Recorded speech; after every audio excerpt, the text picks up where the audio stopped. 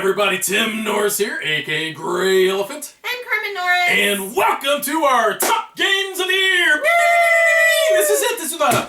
This is the big moment. I mean, this is where we talk about the games that we think are just absolutely fabulous. And I'm so excited about this video because, you know, great memories playing these games, doing the videos on them. Memories yes. in the corner. Now I've got it's kind of like and we this. want to play all of them now. We need to have a top games of the year party. And you're all invited. Yay! Okay, so we broke this down, and this was so hard to get this down to our top 10. I'm not going to lie. It was incredibly hard. And then trying to put them in order was very difficult as well. It is so hard. You guys know how hard we work for you. But it is truthful. I mean, this was an amazing year in games, in my opinion. I mean, we've seen some fantastic games produced this year.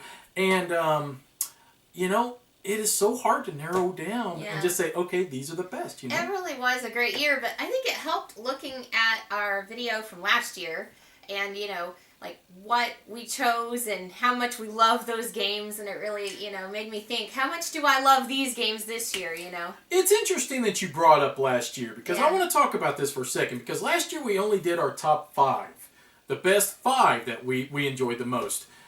Out of those, okay, we've got, we had Pathfinder Adventure Card Game, Eldritch Horror, Bruges, Steam Park, and Terra Mystica.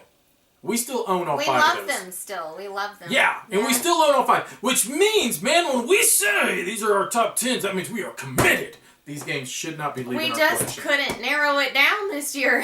We did, though. We did. We did well. Well, we didn't go to 5, is what I'm saying. No. We couldn't go to 5. No, there's no way around that. But what we did is once as we do this process, we realized, hey, we're going to have to make some changes. There was just too many games. So we thought we're going to start off by doing honorable mentions. Honorable mentions. Didn't quite make our top 10 list, but that doesn't mean that they're bad games. But they're great. We wanted to mention them. That's right. So let's get this ball rolling, okay? The first honorable mention is going to shock the pants off of some of you guys that this is not in my top 10, but Star Realms. Star Realms is a fabulous deck building game. I think this is my second favorite deck builder that's currently on the market.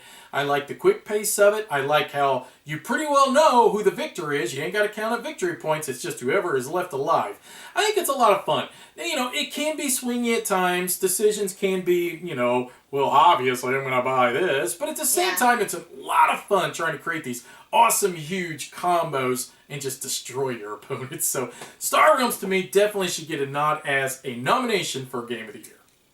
Now, speaking of deck builders, I chose one as well. I really wanted to include this, but it just didn't quite make top 10. And it's World of Tanks Rush.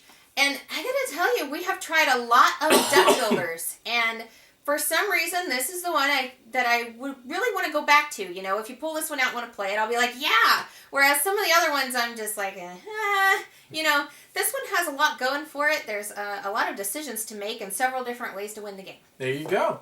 Another one is Artificium, and this one is some sort of like Russian Game of the Year or something like that. I think it's a really cool game. I love how you're trying to, you know, use your resources, combine them to make different resources, all the way up to the point to where you're trying to create these wizards and these knights. And, you know, it does play well from 2-player all the way up to, you know, 6-player, which it says on the box it plays, which I was shocked. I thought it only played 4. But regardless, it is a lot of fun. I mean, the only thing that really annoyed me about this game was the thief card, really. Yeah, just take the thief card out and we're pretty much happy. And it's a really good game. So I enjoy that every time we play, I gotta say. Nominated as a, we agree. You know, almost there, almost almost not quite. Okay, another one that we have is Princes of the Dragon Throne, and I just love this game. I mean, the combination of deck building and area control is something that I really enjoy. I thought I'd hold it for you. You seem like you're struggling. I was struggling, and I was. It's a heavy box. Well, I was looking too. It kept getting a glare on it. That's why. This is a heavy one, though. But yeah, we love this game. We've had an awful. I think we have played this probably a good 30 times easy. Oh, we've played the life out of it. Yeah. It's dead. Oh! Breathe. Clear. Okay.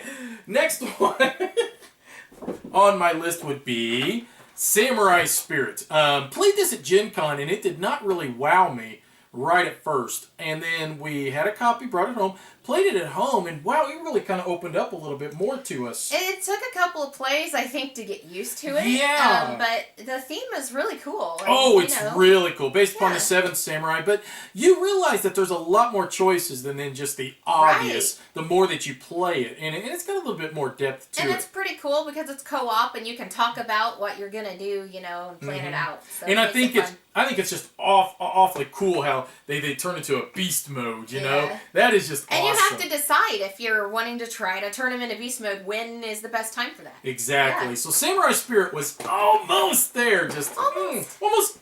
Okay. Oh boy, you better let me do this. Is that this huge box? Oh, God. Oh, it's the heaviest. Toplabacus Rise of Rome. I'll let you talk first. I was just going to say that there were there's a lot of things that are an improvement, I think, over the first game. It is like an expansion. I mean, you can play it alone as well. But it really adds to it a lot. It's got a lot of neat stuff going. I like the different arena that you can fight in now. And man, when you put these two boxes together, it's let's get down to business to defeat. And it is a heavy strategy game. It's not just a heavy box. I think I just got a hernia. Next one on my list would be Sheriff of Nottingham. This one has to be one of the best group games that I've played. I haven't played it yet because we haven't had a group over to play. No, because of holidays and everything, and people have been sick. But this one and one other that we've got as our nominee are just fantastic with a big group of people. But the thing about this one is that you got to get in the spirit and the mood of the game. You just can't play it, man. You got to get in the character. Talk to the person like they are the sheriff, Use that word, sheriff. Now, you don't want to it makes it that much more fun. Not everybody can understand that and get into it, so it's not going to be a game for everybody. But certainly for me, it just fits my personality. You bluff, you lie, and sometimes you just try to really... It's like you want them to look into your bag because you know that you're telling the truth, so you try to just, be sneaky about that. I mean, the game is a lot of fun. I think Sheriff of Nottingham He likes being sneaky. Oh, it's just... It's a game where cheating pays off. We went on a retreat with a big group of guys, and there was about 23 of us. You guys saw the episode. Of course you did. And we played this probably 6 times that weekend, and I mean... I just had so much fun. I mean, just an absolute blast of a game. And the funny part was I won the last game, and I didn't try to sneak a single piece of counterfeit, material or whatever that's called, across the sheriff. Everybody just kept assuming I was lying and kept checking my bag. By the end of the game, I had like over 200 monies and won the game. And I didn't sneak a single piece. Oh, you were honest. I was honest, Abe. Now, we got 3 other here that we don't actually have the boxes for. The first one I would like to mention is Istanbul. Not Constantinople, it's Istanbul. I just really enjoy this game. It plays like a Euro game, but it's not a worker placement. You're moving your pieces around the board. I would have to say it's really unique the way you drop off your workers, and I just really enjoy it. Yeah. I really enjoy, you have to build up your cart, and then you win by filling it up. Yeah. And the next one would be the second game that we played a ton when we went on our retreat, which was Camel Up. Not Camel Cup, but Camel Up. This game was a lot of fun, man, and a total hit with the group. We were all just cheering and betting on them camels, and we were all going like, la, and rolling the dice, and then we realized that only the women make that noise, so we stopped doing it after that. But boy, it was really fun up to that point. We had an absolute ball. This one, just like, though, with Sheriff of Nottingham, it really takes that specific mentality going into it that you just gotta just sit back, relax, and just have fun and get in character, Like you're really a betting sheik, on these camels. It's a lot of fun. The next one is King of New York. We actually don't own that one, so we don't have a box for you. But it's another one that really improved on an already great base game. There you go. So, a lot of new stuff in King of New York. Definitely. But you know what? This is our top games of the year. Yeah, we need to get down to our top 10. Just like when I was going to defeat the Huns. I already worked out, man. I'm ready. I'm ready to get into this. So, well, we need to explain, though, we each picked our own top 10. So we have more than 10 games to mention to you. Because my top 10 is obviously better than her top 10, but we're going to let you guys decide who had the best top 10. Our top 10s are a little different. They are different. Carmen or me? Which one had the top 10? You guys decide and vote. But, yeah, it is all about you, isn't it? I will let you start with your number 10 first. Okay, number 10 is Aquasphere. Now, this is a really, really good game. Very well designed. I kind of get brain burn from playing it. So You get poo brain, huh? It's okay. That's why I made it my number 10. I mean, I tell you what, I'm very, very impressed with the game. There's a lot that you have to think about. And it's very well designed, and it's gorgeous too, which is a plus for a Euro type game. And it's Stefan Feld. It's a Feld game, of course. Yeah, you just right there. All right, what's your number 10 for me would be Kingsport Festival. I never got a chance to play Kingsburg, so this was kind of like my first style. The rolling the dice, place it on and take the actions. But what I like about this one is I like the investigators. I like how they work, kind of like you got to be. I don't know how it works in Kingsburg. I guess you do have like the raids and stuff like that still take place. But I like how this one works differently, where you got the board and you're expanding out in the city, trying to expand your influence. I like invoking the gods. I like the cards, how you can cast spells. This one is a lot of fun. I mean, it is luck-based, don't get me wrong. But there's a lot of ways that you could kind of control that luck by gaining the spells and manipulate the dice. And that's why I think, her nor I are big on games that rely 100% on luck. And if this one didn't have the spells, I would say that this probably would not have made my top 10. I've had games where I've consistently rolled low, but I managed to work it out. So it's not necessarily... work it out. Yeah. Just like it's the not Beatles. necessarily a bad thing. No, it's not. Plus, that also gives you initiative as well. Right. So, Kingsport Festival, to me, is my number 10 game. I love this one from 2014. All right. Number 9. Number 9. Let's do it like a radio station. Number 9. Kembley's Cascade. And I gotta say, I had to pick this one because I do not want it to leave my collection. It's a space game that I really enjoy playing. I get to upgrade my spaceship. This was the biggest shock to me that this was on your list. Because the first couple of times we played, you did not like this game at all. I hated it. Actually. I was complaining terribly. That's what's great about being a reviewer, is that you are forced to play the game more than once. Yeah. There are so many games you play once and you really don't care for them. Yeah. But you gotta try it again, because it's really amazing. And then there's the flip side when you play it like 5-6 times and you're like, I don't like it and anymore. Then you're like, no, I'm so done with this game. My number 9 would be Black Fleet. This one is a lot of fun. I think that the components are just top notch. Just really cool. Having your pirate ship and your merchant ship sailing around. It's a simple pick-up and delivery game, but boy, it is a lot more than that. Now, don't get me wrong. There can be some crazy combos that people could come up with that just seem like they're way overpowered. But that's the fun of the game, in my opinion, are these crazy powers where you're sailing over islands or you're actually using your merchant ship to steal. I mean, there's so many cool things that go on in this game that really keep you on your toes, that when somebody unlocks something, it could really just change the game. And it forces, I like how the game just forces you to want to end it by flipping over the last card. Yeah. This game is a lot of fun and definitely deserves to be in the top 10. And the components are so fun too. Number 8. My number 8 is a big heavy box that I'm having trouble with.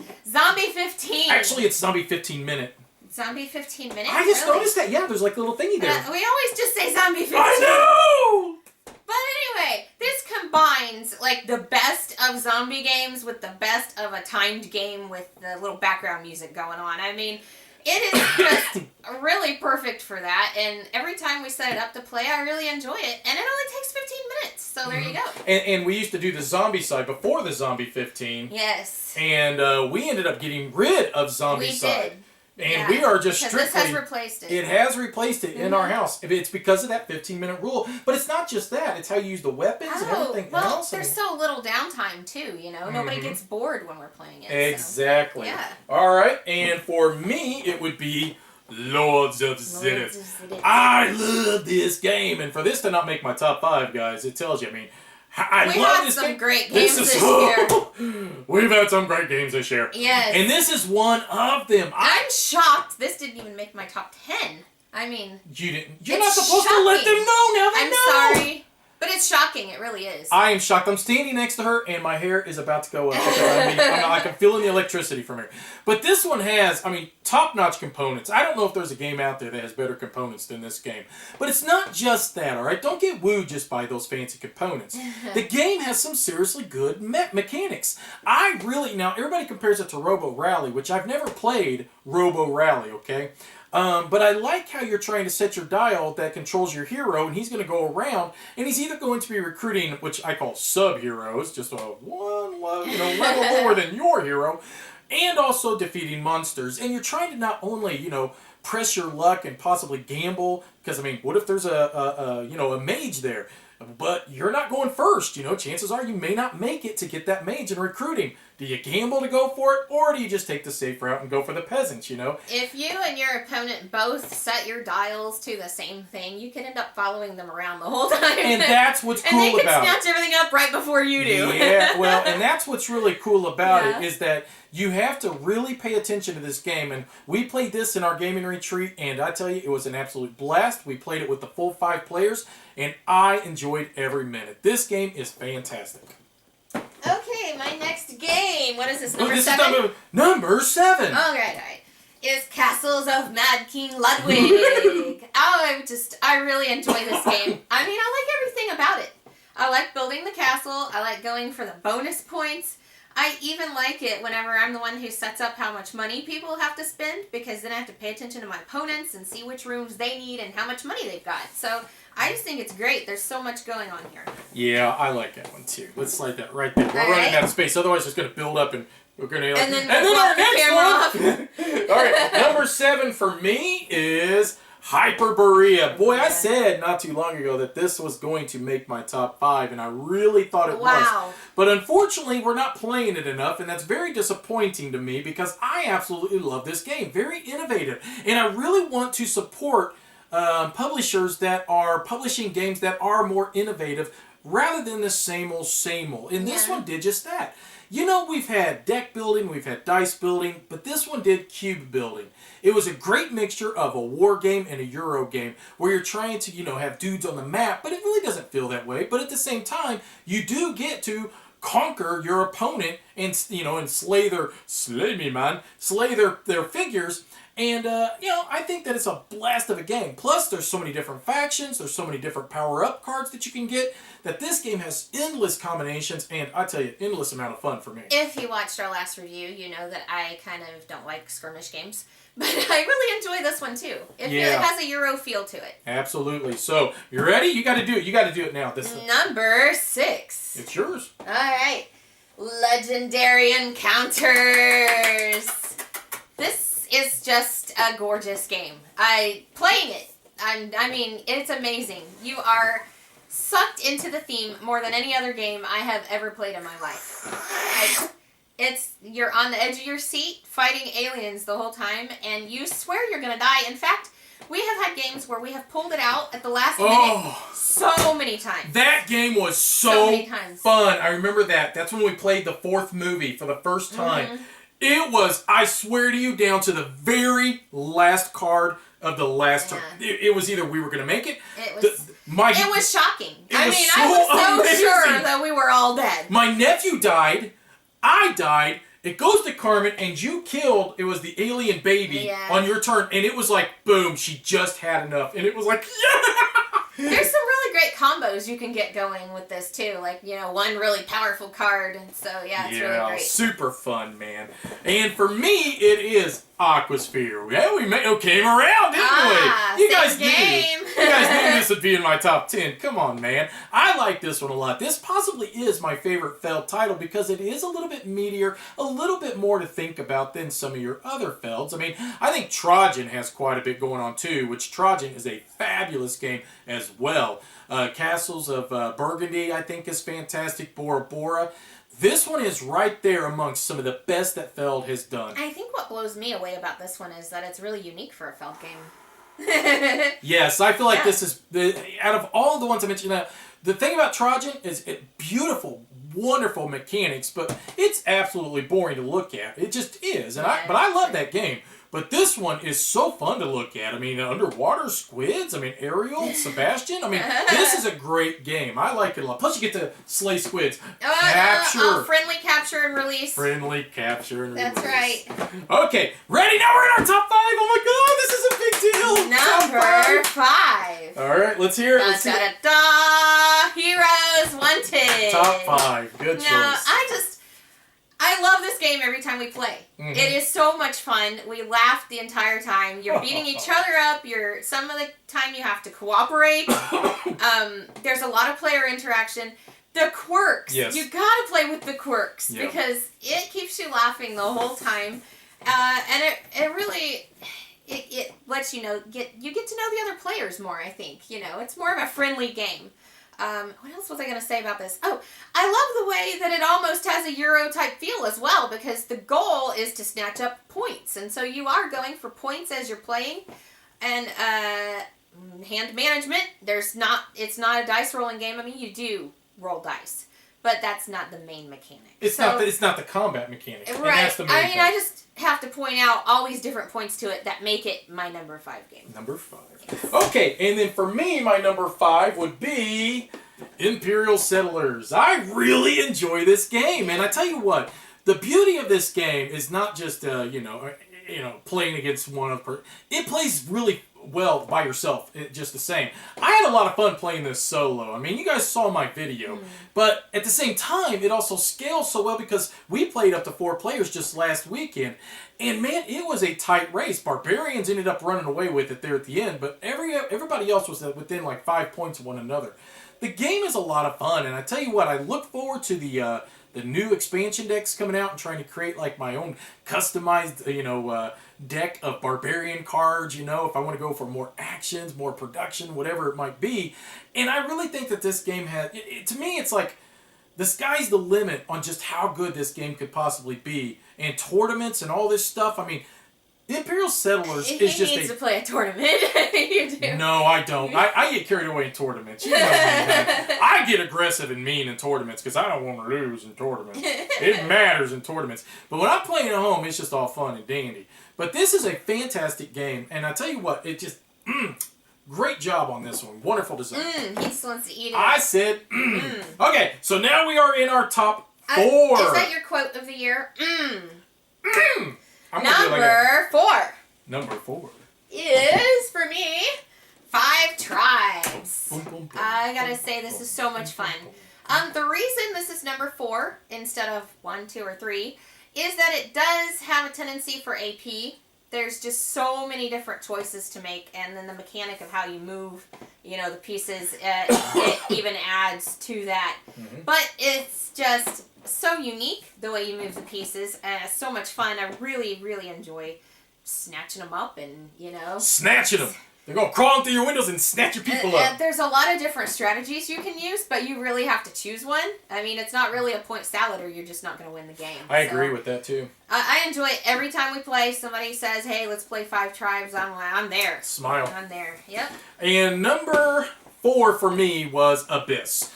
I don't think you could get a game to look any more beautiful than this one does when you plop it on the table. I mean, these cards and the artwork are just absolutely gorgeous. But don't be fooled by that, okay? The game, it's a solid game, and it's a lot of fun. It's a typical, set collector style game, but it's a little bit meatier than that. It is meatier than set collecting. Right, because you want to try to get the right sets, but at the same time, it's very important which lords you're trying to recruit. And once you do get 3 keys, which location are you going to grab?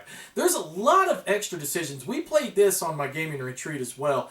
And I tell you what, it's just one of those games that as soon as it's plopped on the table, it brings a smile to my face because I enjoy playing this game a lot. One of the best of 2014. And I don't know if it's, I don't know if enough people understand, the magnitude of just how good this game really is, but it deserves to be in more people's top 10 for this year.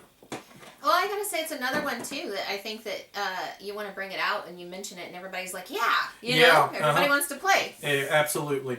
All right, number 3. You want me to just go first on this one because it's just... Sure. All right, number 3, easy. Now, I'm not going to lie to you guys. My top 3 are almost interchangeable because they are all so good. This is one of the ones. Now, the reason I wanted to go is because you made a comment. You said you bring it onto the table and everybody's got a smile. Everybody's just eager to play. This has not been, not one time have I busted this out and somebody be like, oh, I don't know about this game. We have all enjoyed playing this so much. It is a fantastic design. Now, I know some people can say it's dry, it's Euro-y, it's point salad-y, it's too much to keep up on. Notice how I'm using kind of a whiny voice? Because you're being whiny. The game is absolutely fantastic. Mechanically, it is sound, and it is an absolute lot of fun. I love this game. I highly recommend it. I have trouble with Aquasphere, but I can play 5 tribes, so there you go. And with experience, the AP goes down. We played this as a 4-player game just last Saturday, and we played it, and I mean, it was about an hour and a half. That's not bad for any board game, okay? And, you know, hey, 4 people and 1 person is like the most AP-prone person I know on the planet, and we still played an hour and a half. Oh, good job! Yay! I'm so proud. I didn't name a name. All right, our top 2. I'm sorry, 3. I'm sorry, 3. This is 3 for me. La Isla. This is another one. I tell you what, I almost picked it for number 1 just because if you mention this game, I'm there. I so love this game. I love to play it. I mean, the combination of how you choose the cards reminds me of Ginkgopolis, which is another one of my favorite games. And then you've got the area control combined with set collecting, which is just a really cool mechanic. It's pretty unique. But it's not quite as much of a brain burner as some other games. So it's one that I'm typically going to say, yeah, let's play, you know, whereas some other ones I might not. So that's I like this game a lot. It was a good one. All right, so our top 2. Top all right? 2. Number 2. Oh. Nope, I'll let you go first. My number 2 is Splendor. And I tell you what, I almost made it number 1. But as a reviewer, I can't just pick my favorite game. This is my favorite game. I'm sorry. I love it. I love it. I play it over and over and over again. Over and over and over. I love mathy type games. It's just me, you know. And the components are so fun. And everybody that we play with enjoys it too. So we have played this with so many of our friends, and I swear to you, they just go out and buy it afterwards. Yes, I mean, everybody wants to buy it as soon as they play it. It is so contagious. It's a great engine building game. And it's yes, it's basic engine building, I would say, because non-gamers enjoy it as well as gamers, both. Yeah. Yep. Now, that would have been in my top 10, but it did not make it simply because she put it in hers. And I wanted to make sure I covered We've had several games like that, actually. And I could not make... This had to make it in mine, okay? Yeah. Carmen already touched bases. My number 2 is Legendary Encounters, and this was so close. Like I said, my top 3 were so close to all being my number 1. I absolutely love this game. It has taken deck building to a whole new level, all right? It has made it not only a great cooperative experience where I'm seriously wanting my opponent, they're not my opponent, they are my ally. I need them to stay alive. But it has created a sense of tense fear, dread, you know, scary little moments. You know, do I really want to flip that card over? What worse could possibly happen at this stage? Well, you're going to find out if you flip it, right? So many neat combos, so much fun. I mean, I cannot express to you how wonderfully designed this game is for them to be able to take the movies and not just slap an alien theme onto it, okay? This is Aliens, I think this is the most thematic game ever. This is so delicious. It has so much theme. It just... Are we going to have another moment? This one is fantastic. Even if you're not a fan of the Alien movies, but you like deck building, this is the number 1 deck builder you should have in your collection. Ooh. Yes. There you go. Number 1! Number 1! Drum roll, please! We both were unanimous on our decision on this one. And let's talk about it. I'll let you go first. Deus. Deus! This is the one game that I look back at last year's video and how we were so in love with Terra Mystica. This is the game we are in love with this year. Yeah. It is the best designed game of the year. We love it. It's got the engine building going on. You've got you don't really have area control. The way it works is, it's similar to La Isla because you just have to surround the barbarian camps, but the other areas you're not necessarily controlling. Yeah.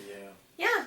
I think it's an absolutely fabulous design. Like you said, the engine building is what's key. The engine building and is as awesome. you gain experience playing this game, you understand, wow, there's so much going on. Because you don't want to just build to build. You want to build in the right order as well. Because you want your first card to be a card, say like of a military, you want that to be an impactful military card because you want to activate that over and over and over. And the next time you build a military building, all of the cards that you've previously built activate. But then you have the area control aspect. You know, the board looks Terra Mystica like, you know, and I think that's probably why we make this connection so soundly to Terra Mystica, because it's got like that area control feel. I think we just love it just as much. And I do. I think Deus is a fantastic design. It has to be one of the best games I have absolutely ever played. Not just of 2014, but just of all time. Yes. Yes. Deus I cannot recommend enough. Once this game comes out, get your hands on it. I don't think you're going to be disappointed. So there you have it. Top game of the year. Oh my God, that is it. We did it. We covered it. Woo! That is our top games of the year. And we hope you guys enjoyed this video. And don't forget, you have to rate. Who had the better top 10? Carmen or me? Come on. You guys don't have to be shy. And also keep in mind, we have videos on all of these games. So, you know, check them out. Absolutely. And as usual, guys, thanks for watching. Bye-bye.